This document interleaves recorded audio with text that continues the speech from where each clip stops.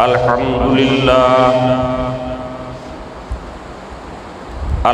لله الذي أبدع الأفلاك والأرضين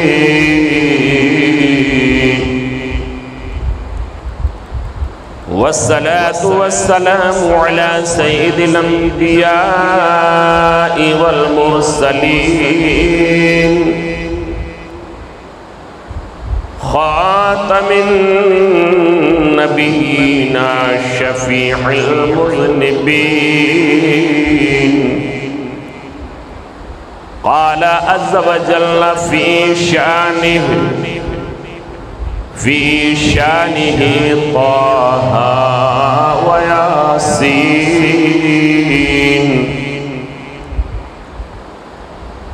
وعلى آله وأصحابه وذرياته وشهداء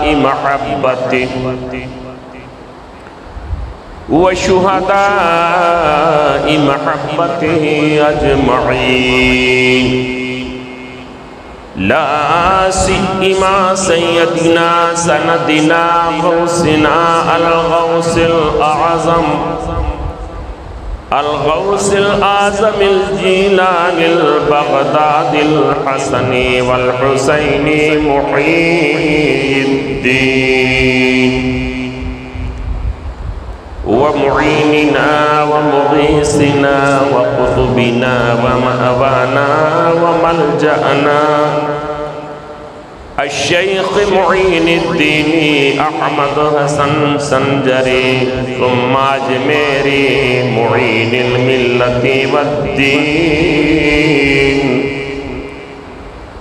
وآية من آيات رب العالمين معجزة من معجزات سيد المرسلين حجة الله في الأرضين سيدنا سندنا الشيخ الإمام أحمد رضا خان مجدد الملة والدين أما بعد فأعوذ بالله من الشيطان الرجيم بسم الله الرحمن الرحيم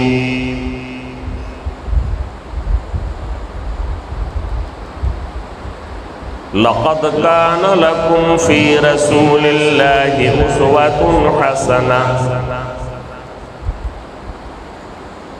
وقال عز وجل في مقام آخر أعوذ بالله من الشيطان الرجيم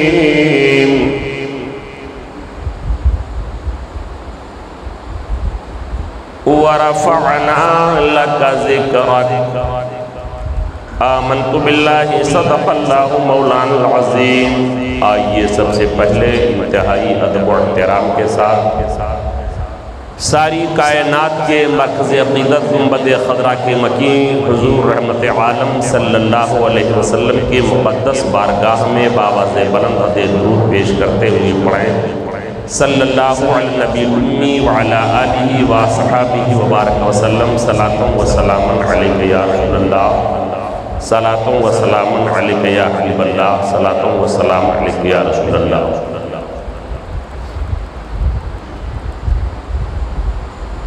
اس کے لیے عناوین مقرر ہیں، انہی عناوین عنوانات کے تحت اس پروگرام کا انعقاد انشاءاللہ ہوا کرے گا۔ اس کی تفصیل سلمہ توحید نیٹ ورک جو اب آپ کی آبادی میں ہو سکتا ہے ان کو کچھ کم لوگ جانتے ہیں، لیکن اب ان کو پورا ہندوستان نہیں بلکہ پوری دنیا جانتی ہے، یہ مبالغہ نہیں۔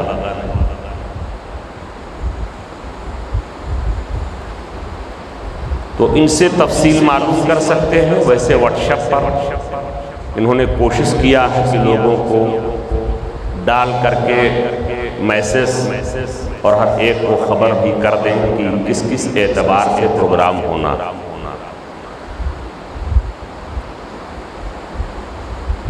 عروس البلاد ممبئی میں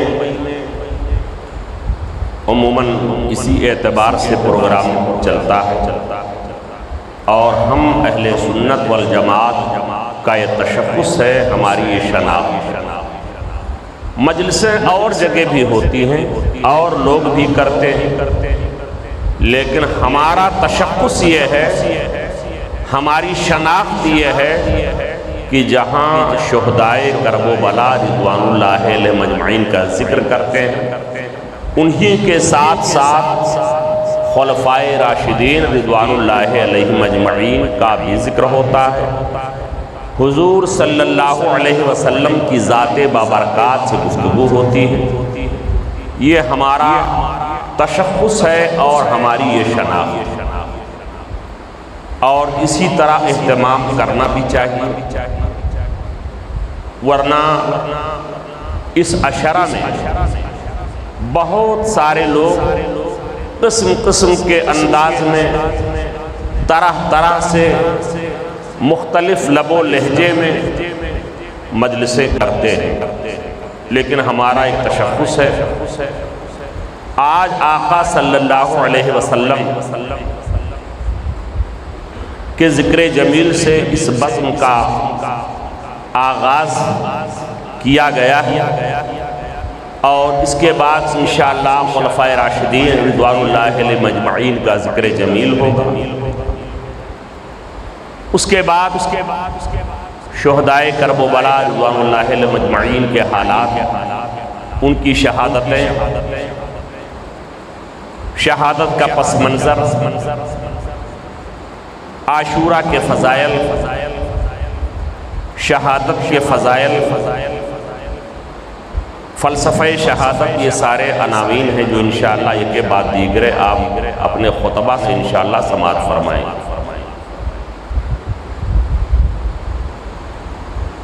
میرے آقا صلی اللہ علیہ وسلم کی وہ ذات ہے کہ آج کا عنوان اتنا وسیع ہے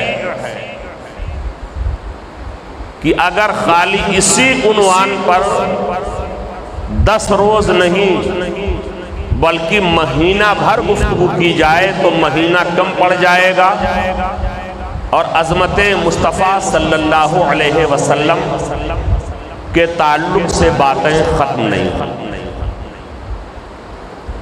تو آقا صلی اللہ علیہ وسلم کی فضیلت، ان کی عظمت، یہ باب بہت وسیع ہے، یہ عنوان بڑا کشادہ ہے، لیکن آج کے مختصر وقت میں کچھ خاص گوشوں پہ ہم روشنی ڈالنا چاہیں گے۔ میرے آقا صلی اللہ علیہ وسلم سید الانبیاء، خاتم الانبیاء، کہ اب ان کے بعد کوئی نبی نہیں آئے گا، کوئی رسول نہیں آئے گا، ان کی عظمتیں اور ان کے فضائل، قرآن مقدس کی آیات، احادیث نبویہ، ایک نہیں بلکہ پورا کا پورا قرآن اگر ہم آپ غور کریں تو آقا صلی اللہ علیہ وسلم، ان کی عظمتیں، ان کی رفعتیں، ان کی بلندیاں، ان کی فضیلتیں جگہ جگہ ہمیں نظر آئیں۔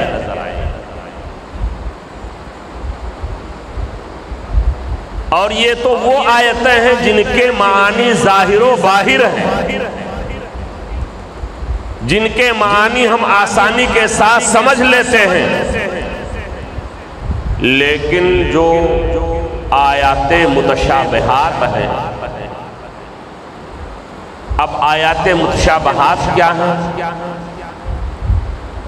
تو جیسے ہی آپ نے سورہ فاتحہ پڑھا، اور سورہ فاتحہ پڑھنے کے بعد ہم نے پڑھا الف لام میم، تو ہمارے علماء نے اس الف لام میم میں بھی آقا صلی اللہ علیہ وسلم کی عظمت، ان کی بزرگی، ان کی بلندی، ان کے فضائل، ان کے درجات بلند فرمائے۔ آپ کہیں گے کیسے؟ الف لام میم، اس کا ترجمہ کیا ہے، ٹرانسلیشن کیا ہے، اس کی میننگ کیا ہے؟ تو اگر آپ دارالعلوم نور الحق چرا محمد پور کے کسی منتہی طالب علم سے پوچھیں تو یہی کہے گا کہ بہت پہلے ایک بہت بڑے عالم ربانی نے اس کی تفسیر یوں بیان فرمائی، اللہ عالم بمراد، اللہ اپنی مراد کا خوب جاننے والا ہے۔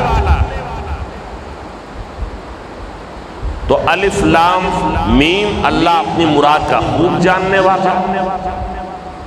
کاف ہا یا عین صاد، اللہ اپنی مراد کا خوب جاننے والا۔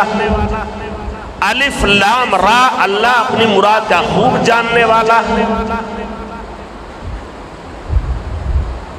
اس کا یہ مطلب حضرت علامہ جلال الدین سیوطی رحمۃ اللہ علیہ نے بیان فرمایا، اور اس کی تفسیر میں یہی لکھا، اللہ عالم بمرادہ، اللہ اپنی مراد کا خوب جاننے والا۔ تو جب اللہ اپنی مراد کا خوب جاننے والا ہے تو پھر اس سے کیسے سمجھ میں آئے گا آقا کی عظمتیں کیا ہیں، آقا کی رفعتیں کیا ہیں، آقا کی بلندیاں کیا ہیں؟ لیکن میں آپ کو بتاؤں، مجدد میت ماضیہ، مؤید ملت طاہرہ، اعلیٰ حضرت عظیم البرکت رضی اللہ عنہ خود ارشاد فرماتے ہیں، کاف ہا یا عین صاد، ان کا ہے چہرہ نور کا۔ کاف ہا یا عین صاد، ان کا ہے چہرہ نور کا۔ تو جیسے الف لام میم، الف لام را، بالکل ایسے ہی کاف ہا یا عین صاد،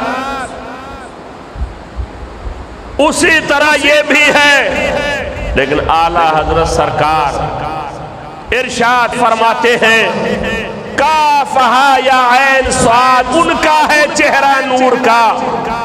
اس سے پتہ کیا چلا کہ یقیناً یہ صحیح ہے کہ اللہ اپنی مراد کا خوب جاننے والا ہے، لیکن کچھ علماء نے فرمایا کہ اس سے اشارہ اس طرف ملتا ہے، اس طرف ملتا ہے، اس طرف ملتا ہے۔ الف لام میم جیسے ہی آپ نے سورہ فاتحہ کے بعد سورہ بقرہ کی شروعات کی، اس میں بھی آقا صلی اللہ علیہ وسلم کی بلندیاں ہیں، اس میں بھی ان کی رفعتیں ہیں، اس میں بھی ان کی عظمتیں ہیں۔ کہو گے کیسے؟ تو علماء نے فرمایا، الف سے مراد اللہ، لام سے مراد جبرائیل ہے، اور میم سے مراد محمد صلی اللہ علیہ وسلم ہے۔ مطلب کیا ہے؟ یہ قرآن شریف حضرت جبریل امین اللہ کی طرف سے ہمارے آقا صلی اللہ علیہ وسلم پر لے کر کے آئے۔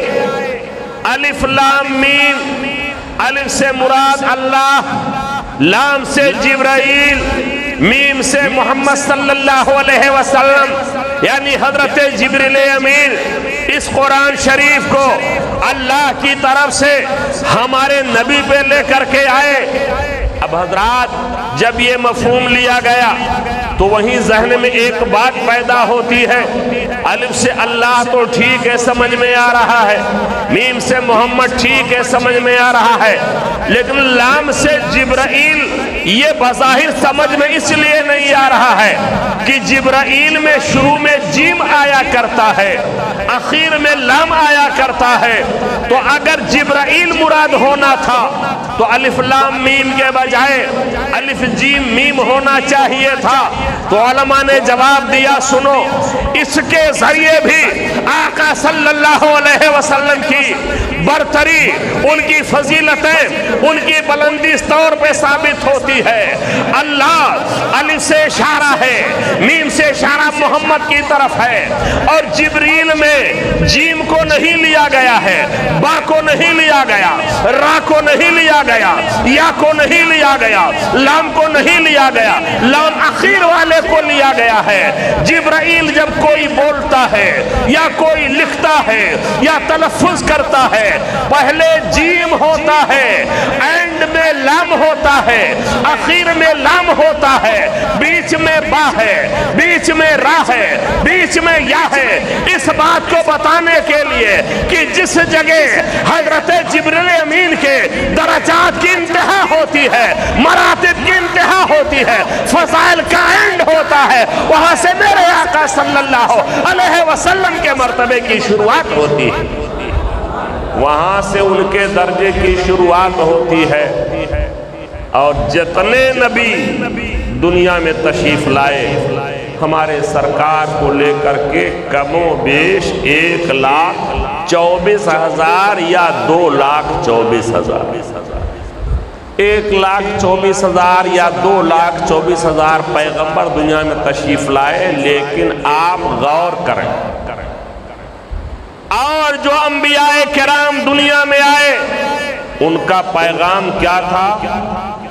انہوں نے یہ بتا دیا کہ دیکھو، میں ایک خاندان کے لیے، ایک قبیلے کے لیے، ایک سماج کے لیے، ایک سوسائٹی کے لیے، ایک علاقے کے لیے نبی ہوں۔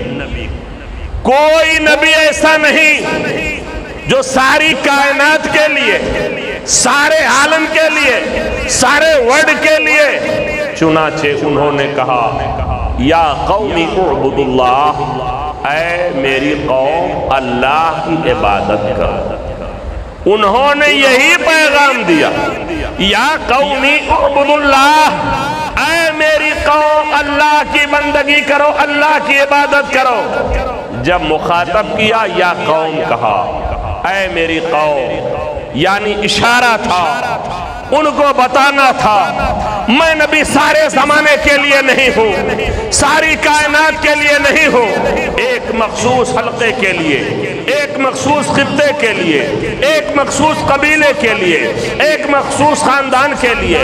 لیکن جب میرے آقا صلی اللہ علیہ وسلم ان کی باری آتی ہے تو قرآن کہہ رہا ہے، یا ایھا الناس انی رسول اللہ الیکم جمیعا، اے لوگو تمام کے تمام میں سب کے لیے نبی ہوں، سب کے لیے رسول ہوں، چاہے وہ عربی ہو، چاہے وہ عجمی ہو، چاہے وہ گورا ہو، چاہے وہ کالا ہو، چاہے وہ حبشی ہو، چاہے وہ شرقی ہو، چاہے وہ غربی ہو، چاہے شمال کا ہو، چاہے جنوب کا ہو، چاہے شرق کا ہو، چاہے غرب کا ہو، چاہے عرب کا ہو، چاہے عجم کا ہو، غرضے کی کہیں کا رہنے والا ہو، میں سب کے لیے نبی ہوں، میں سب کے لیے رسول ہوں، میں سب کا نبی ہوں، سب کا رسول ہوں۔ تو یہ ہمارے آقا صلی اللہ علیہ وسلم کی فضیلت ہے، برتری ہے، ان کی عظمتیں ہیں کہ میرے سرکار صلی اللہ علیہ وسلم کے تعلق سے قرآن کہہ رہا، یا ایھا الناس انی رسول اللہ الیکم جمیعا، آئے لوگوں میں سب کے لیے نبی ہوں، سب کے لیے رسول ہوں، سب کے لیے پیغمبر ہوں۔ اور میرے سرکار صلی اللہ علیہ وسلم ان کی ذات شریفہ کا معاملہ تو یہ ہے، آپ اگر انبیاء کرام دیگر ان کی ذات شریفہ، ان کی ذوات قدسیہ کا اگر مطالعہ کریں تو ہر نبی، ہر پیغمبر عام طور پر اس کے اندر کوئی ایک خاص وصف رہتا، جس وصف کی وجہ سے وہ دیگر انبیاء کرام، دیگر اشخاص سے ممتاز رہتا۔ کوئی ایک خوبی جو بدرج اتم ہوتی ہے، لیکن یہ حضرت آدم کا معاملہ، یہ حضرت نوح کا معاملہ، یہ حضرت ابراہیم کا معاملہ، یہ حضرت دانیال کا معاملہ، یہ حضرت موسیٰ کا معاملہ، یہ حضرت عیسیٰ کا معاملہ، حضرت عیسیٰ کا معاملہ۔ لیکن قرآن اٹھاؤ اور قربان جاؤ، ہمارے نبی صلی اللہ علیہ وسلم کی ذات تو وہ ہے کہ الگ الگ جو تمام نبیوں میں خوبیاں پائی جا رہی تھیں، وہ ساری خوبیاں तने तनहा मेरे आका जनाब मोहम्मद रसूलुल्लाह सल्लल्लाहु अलैहि वसल्लम में बदरजे अतम मौजूद है, बदरजे अतम जमा। इनाबत आदम भी है, हौसले तबलीग नू भी है, सलामती क़ल्बे खलील भी है, जज्बे ताक़े इस्माइल भी है, ज़ोदे इसहाक़ भी है, दर्द याकूब भी है, रास्ते मूसा भी है, फिरासत यहया भी है। गर्ज़े की सारी खूबियाँ मेरे आका सल्लल्लाहु अलैहि वसल्लम में जमा है। हुस्न यूसुफ दमे ईसा यदे बैज़ा दारी आज खूब हमादार तो तन्हा दारी या साहिबल जमाल व या सैयदल बशर मिन वजहकल मुनीर लक़द मुनीरल ख़बर ला युमकिनु सनाउ कमा कान हक़्क़ुहु। बादत खुदा बुज़ुर्ग तो एक किस्सा मुख्तसर, तमाम की तमाम खूबियाँ मेरे सरकार में जमा हैं, मेरे आका में जमा हैं। और इसीलिए मुजद्दिदे मेते माज़िया मुअय्यदे मिल्लत ताहिरा आयतुम मिन आयातिल्लाह आला हज़रत अज़ीमुल बरकत रफ़ीउद दरजत कंज़ुल करामत रज़ियल्लाहु अन्हु इरशाद फरमाते हैं, सबसे औला वो आला हमारा नबी। मोहब्बत से कहें सुभान अल्लाह। आप लोग हम लोग मस्जिद में बैठे हैं, मस्जिद में जब बैठे हैं तो एतकाफ दरवाज़े मस्जिद ही पे दाखिल होते टाइम ही कर लिया।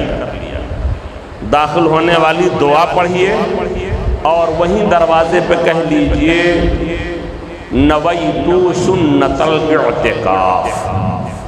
इतना कह लेंगे आप मोतकिफ हो जाएंगे। तो यहाँ बैठे रहेंगे, अल्लाह का जिक्र करेंगे तब भी ठीक है, अगर उसके अलावा कोई गुफ्तगू कर लेंगे तब भी कोई मसला नहीं। तो हमेशा याद रखें कि जब मस्जिद में दाखिल हों एतकाफ की नियत करें। तो आज तो आपके लिए बिल्कुल सवाब का पिटारा खुला हुआ। आप मस्जिद में बैठे हैं, ज़िक्र इमाम आली मकाम की मजलिस में हैं, ज़िक्र मुस्तफ़ा समात फरमा रहे हैं, तो आला हज़रत अज़ीमुल बरकत रज़ियल्लाहु अन्हु अर्ज़ करते हैं, सबसे औला वो आला, सबसे औला वो आला हमारा नबी, सबसे बाला वो आला, सबसे बाला वो आला हमारा नबी। और खाली एक शेर और पढ़ता हूँ, ख़ासकर अपने तलबा के लिए, आपके लिए भी है, सबकी शिरकत में चाहता हूँ, ख़ासकर हमारे तलबा कि मेरे आका सल्लल्लाहु अलैहि वसल्लम की ज़ात तो वो है कि आला हज़रत अर्ज़ करते हैं कि अंबिया से करूं अर्ज़ क्यों मालिको, अंबिया से करूं अर्ज़ क्यों मालिको, अंबिया से करूं अर्ज़ क्यों मालिको, क्या नबी है तुम्हारा, क्या नबी है तुम्हारा हमारा नबी।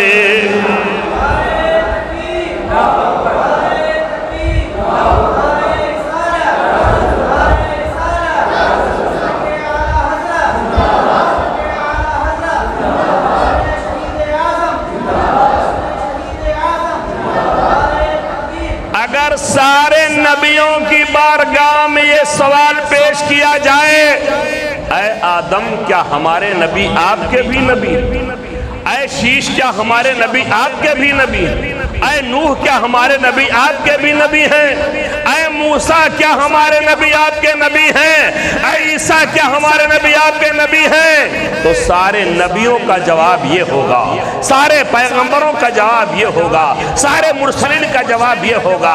आला हज़रत फरमाते हैं कि जैसे सबका खुदा एक है वैसे ही, जैसे सबका खुदा, जैसे सबका खुदा एक है वैसे ही इनका उनका तुम्हारा, इनका उनका तुम्हारा हमारा नबी।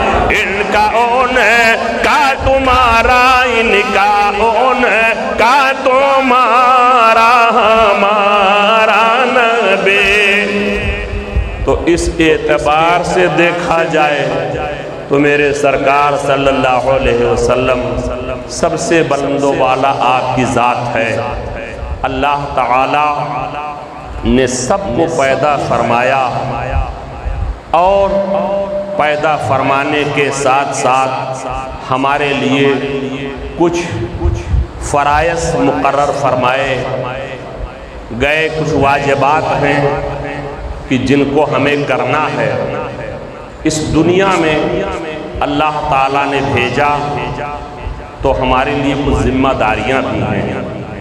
کم و بیش 1,24,000 یا 2,24,000 پیغمبر جو دنیا میں آئے وہ اسی لیے تشریف لائے تاکہ اللہ کے بندوں کو وہ سیدھا راستہ دکھائیں، سیدھی سڑک پہ پہنچا دیں اور منزل مقصود تک پہنچ جائے۔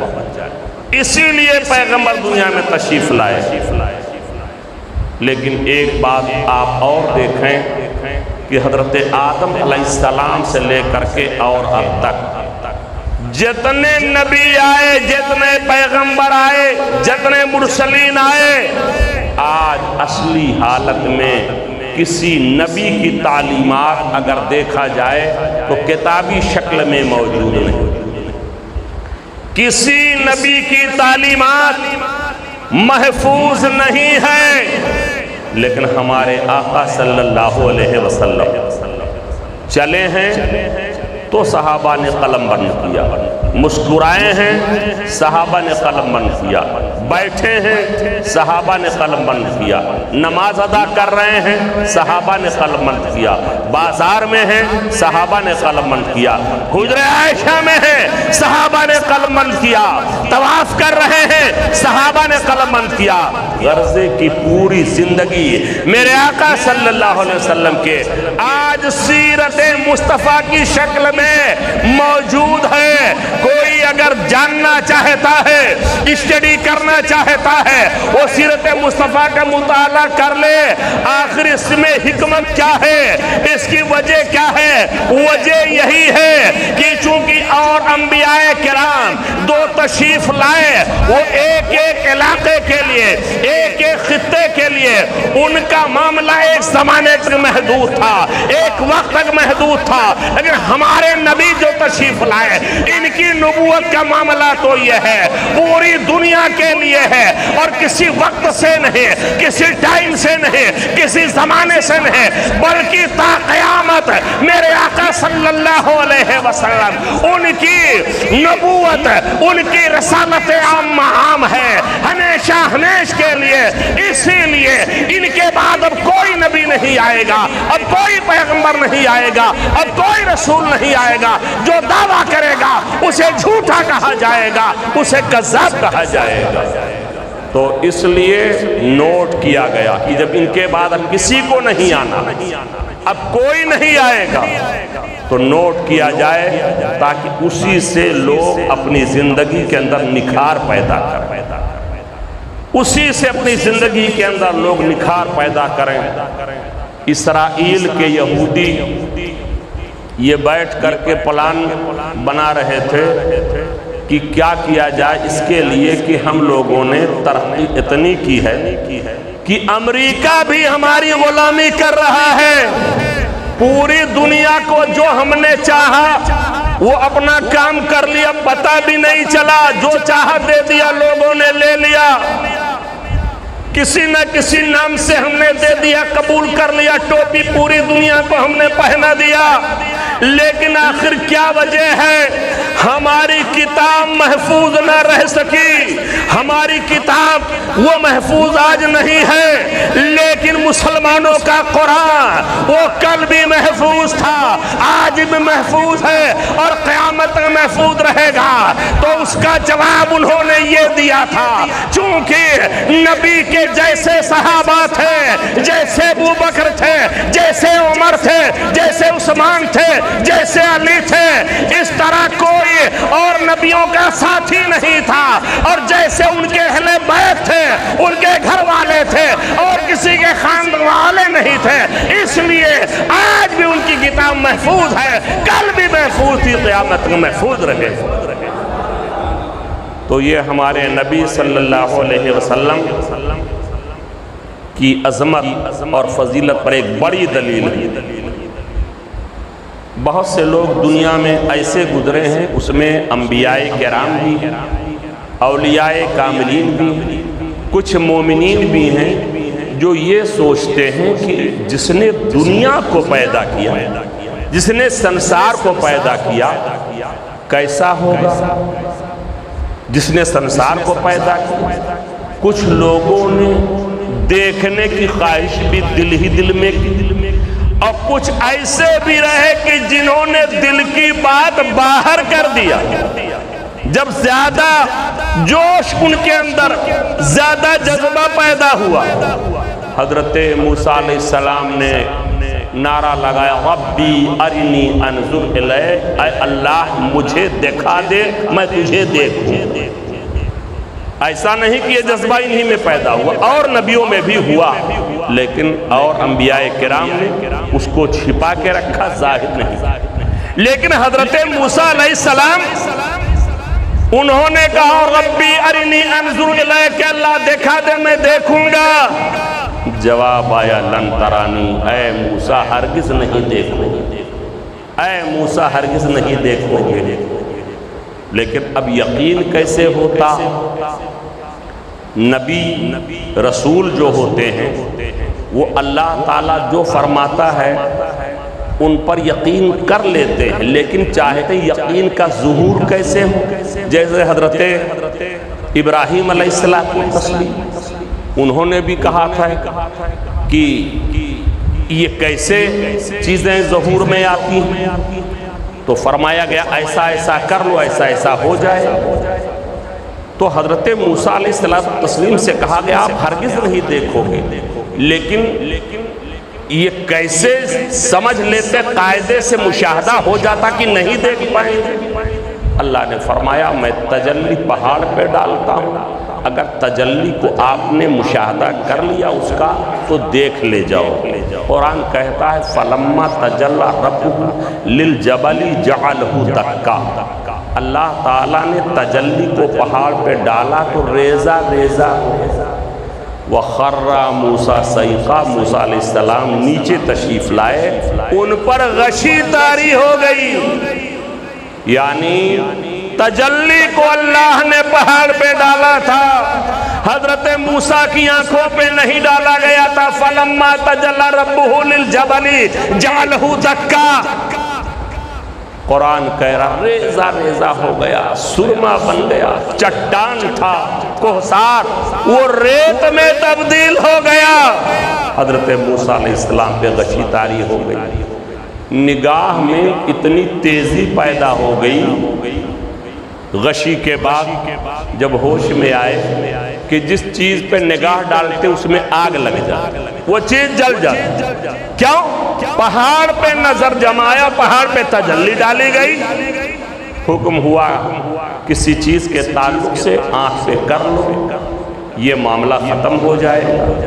پٹی کی شکل میں آنکھ پہ کر لیا، حضرت گھر تشریف لائے، ان کی اہلیہ حضرت صفورہ نے دیکھا، یا اللہ حضرت موسیٰ تشریف لائے، آنکھوں پہ پٹی۔ کہا موسیٰ میں کیا دیکھ رہی ہوں؟ کہا خبردار خبردار صفورہ،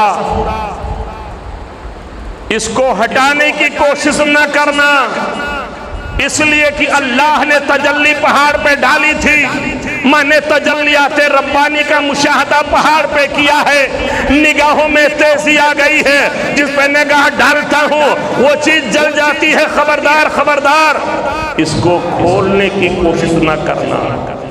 تو حضرت صفورہ نے کیا عرض کیا؟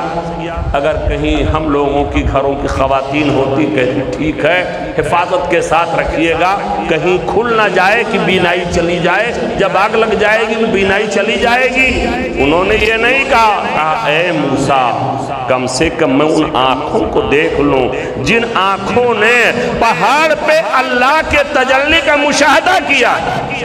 کہا ایسا ہے، ایک آنکھ کھولو ایک بند رکھو، اس لیے بینائی جائے تو ایک ہی کی جائے، ایک تو بچی رہے، ایک آنکھ کو کھولا، ایک کو بند کیا، کہا اب پٹی ہٹائیے۔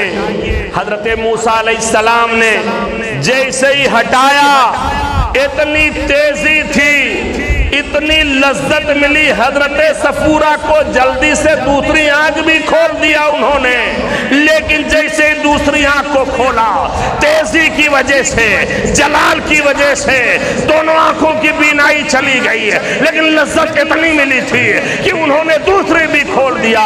اب معاذ اللہ کیا اندھی ہو کر کے بیٹھ گئی؟ نہیں، حضرت موسیٰ کا معجزہ ظاہر ہوتا ہے اور دونوں بینائی آنکھوں کی واپس آتی ہے، پہلے جتنا دیکھتی تھی اس سے زیادہ دیکھنے لگی۔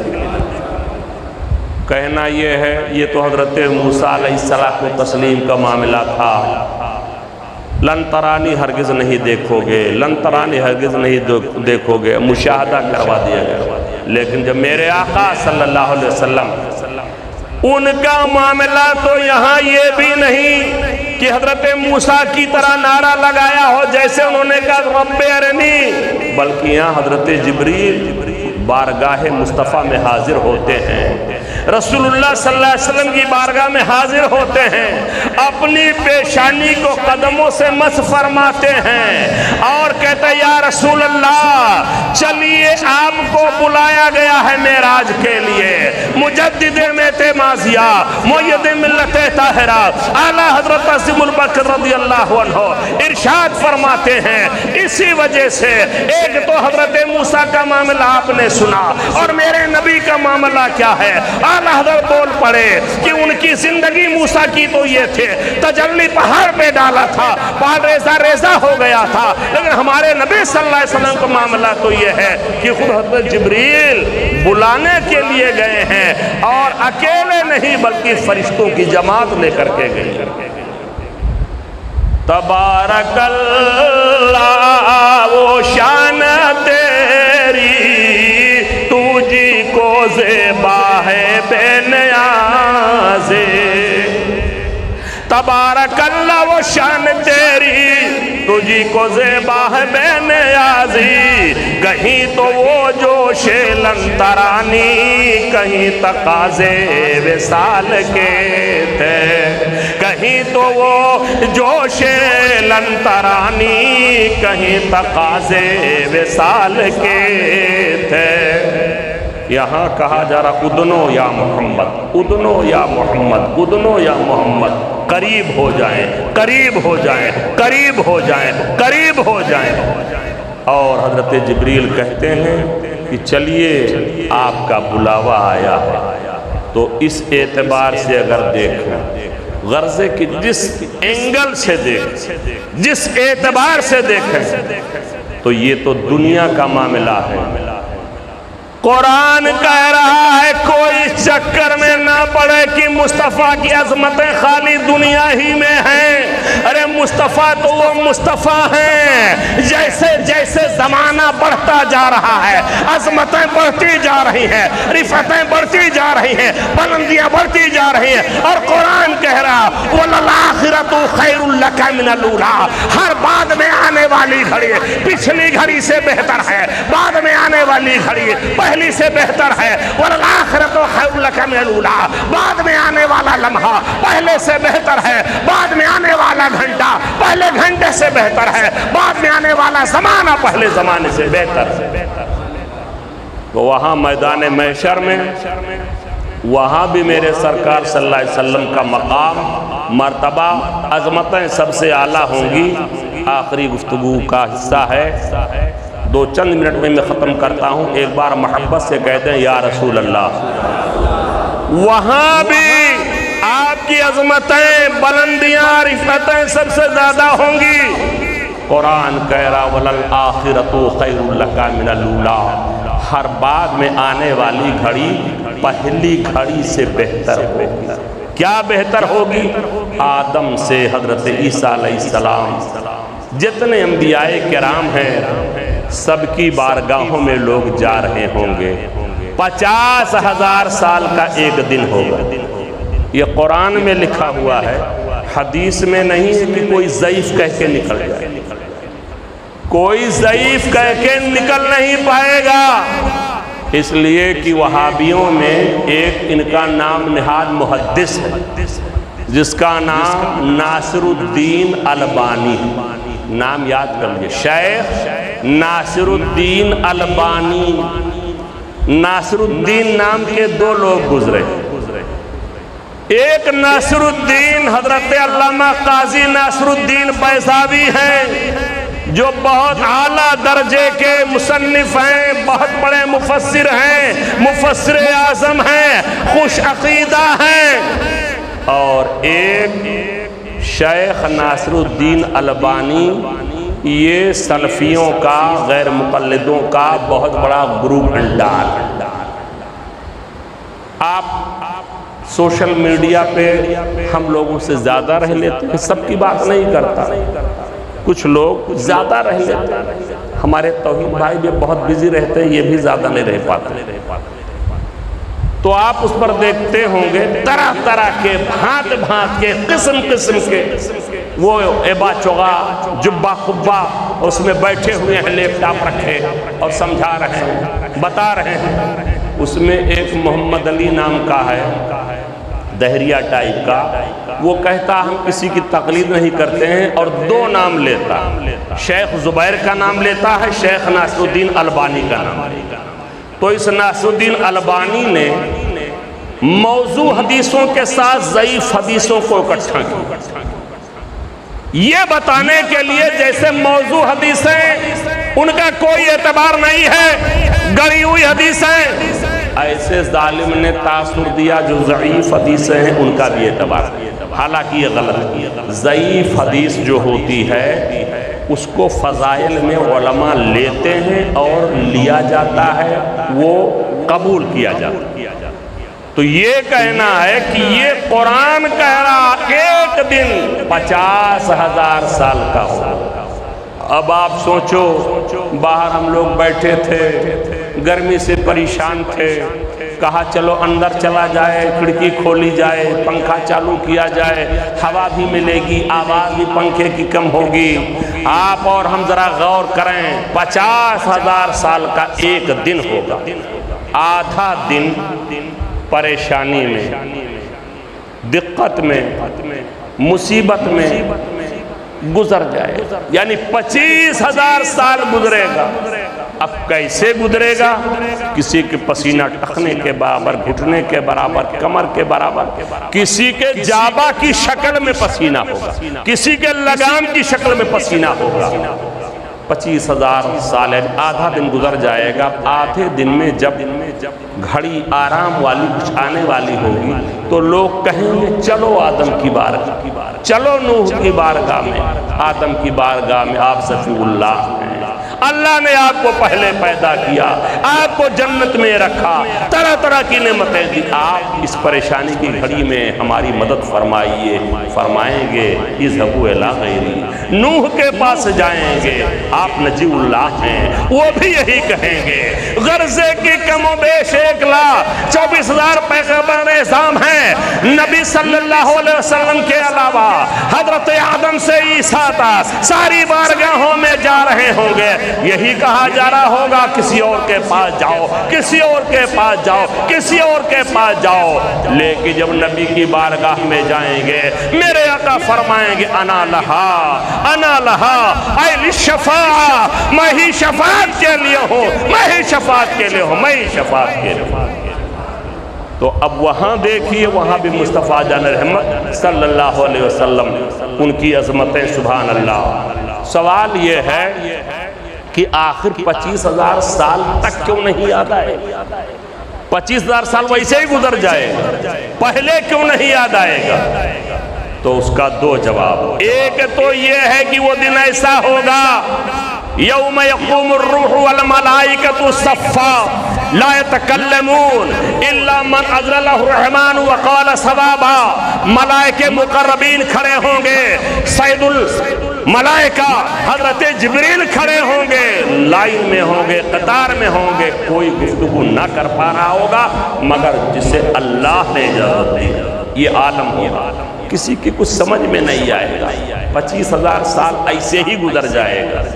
اور ایک عاشقانہ جواب علماء نے دیا، کہا کہ دیکھو معاملہ یہ ہے کہ اگر پہلے ہی مصطفیٰ کی بارگاہ میں پہنچ جاتے اور ان سب بارگاہوں میں نہ جاتے تو کوئی سوچ سکتا تھا چاہے جہاں جاتے بگڑی بن جاتی، لیکن یہ ساری بارگاہوں میں ہمیں ٹہلایا جائے گا، ہمیں گھمایا جائے گا، آدم سے عیسیٰ تک بھیجا جائے گا تاکہ کوئی یہ نہ کہہ پائے کہ چاہے جہاں جاتے معاملہ حل ہو جاتا۔ ساری بارگاہوں میں جانے کے بعد اب نبیوں کے نبی کی بارگاہ میں، رسولوں کے رسول کی بارگاہ میں، پیغمبروں کے پیغمبر کی بارگاہ میں، تاکہ سب کی سمجھ میں آ جائے بگڑی بنے گی اسی در سے بنے گی، اگر کام بنے گا اسی در سے بنے گا، مصیبت ٹلے گی اسی در سے ٹلے گی۔ فقط اتنا سبب ہے انعقاد بزم محشر کا، فقط اتنا سبب ہے انعقاد بزم محشر کا کہ ان کی شان محبوبی دکھائی جانے والی ہے، کہ ان کی شان محبوبی دکھائی جانے والی ہے۔ تو حضرات آقا صلی اللہ علیہ وسلم کی عظمتیں، بلندیاں میں نے عرض کیا، پورا مہینہ، پورا سال اگر مجھ جیسا کم علم بیان کرے تو بیان نہیں کر پائے گا۔ چند باتیں میں نے گوش گزار کی ہیں، کہیں غلطی ہوئی ہو، خطا واقع ہو، اللہ تعالیٰ اسے معاف فرمائے، اور تھوڑی دیر کی ہم لوگ کی حاضری اللہ تعالیٰ اسے شرف قبولیت سے نوازے۔ کھڑے ہو جائیں، سلام ہو جائیں۔ مصطفیٰ جان رحمت پہ لاکھوں سلام، مصطفیٰ جان رحمت پہ لاکھوں سلام، شمع بز میں ہدایت، شمع بز میں ہدایت پہ لاکھوں سلام۔ کاش محشر میں جب ان کی آمد اور، کاش محشر میں جب ان کی آمد اور، بھیجیں سب ان کی شوکت پہ لاکھوں سلام، بھیجیں سب ان کی شوکت پہ لاکھوں سلام۔ مجھ سے خدمت کے قدوسی کہیں ہاں رضا، مجھ سے خدمت کے قدوسی کہیں ہاں رضا، مصطفیٰ جان رحمت پہ لاکھوں سلام، شمع بز میں ہدایت، شمع بز میں ہدایت پہ لاکھوں سلام۔ یا نبی سلام علیکہ، یا رسول سلام علیکہ، یا حبیب سلام علیکہ، صلوات اللہ۔ حبیبی یا رسول اللہ، رنج و غم سب دور کر دو، دل میرا پر نور کر دو، گنبد خضرا دکھا کر روح کو مسرور کر دو۔ یا نبی سلام علیکہ، یا رسول سلام علیکہ، یا حبیب سلام علیکہ، صلوات اللہ علیکہ۔ اے مدینے کے بسیا، ڈوبی نیا کے کھیویا، اے مدینے کے بسیا نوح کی نیا کھیویا پار کر جا موری نیا ورنہ من غرق بدریا یا نبی سلام علیکہ یا رسول سلام علیکہ یا حبیب سلام